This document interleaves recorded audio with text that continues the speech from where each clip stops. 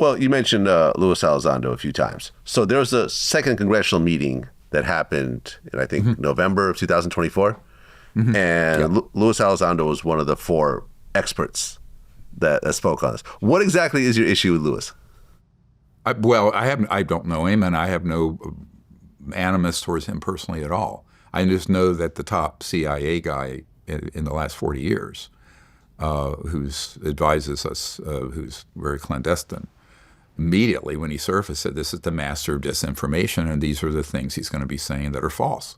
So what I tell people, I don't have a problem with anybody, but I have a problem with someone deliberately providing false information to novices, people who are just trying to investigate this with the best of intentions, like Ms. Luna and others, and they are being gaslit and deceived. That's my problem.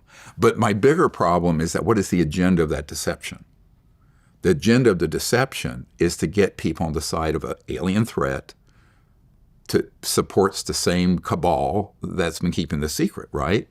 And at the same time, present something that would be much more terrifying than 9/11 or COVID, and try to seize control of people's freedoms under this, sort of ruse of a threat from outer space. So long before I got on the stage doing this, I think that had already been baked into the cake, because they started abducting people and doing cattle mutilations in the late 50s and 60s. The first mutilated animal was a horse named Snippy. And the doctor who was called in on that, a hematologist pathologist from Denver, was a very good friend of mine. And I went out to his home, and he says, that was absolutely a covert human operation. But of course, then you get people who write books like Linda Moulton Howe, an alien harvest, and they're harvesting body parts. Yeah, they are, but it's not ETs.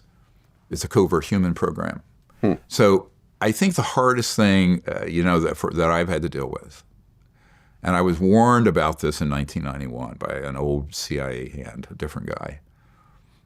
He was a character. He was like this chain-smoking, looked like the cigarette man in X-Files, and long hair.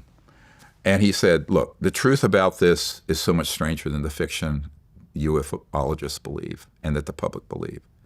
And it's going to be the hardest thing. And it's so strange, it covers itself. So, and if you expose the truth, you will discredit yourself, because no one wants to hear that truth. They want to hear the narrative we've been selling since the 50s. And that's true.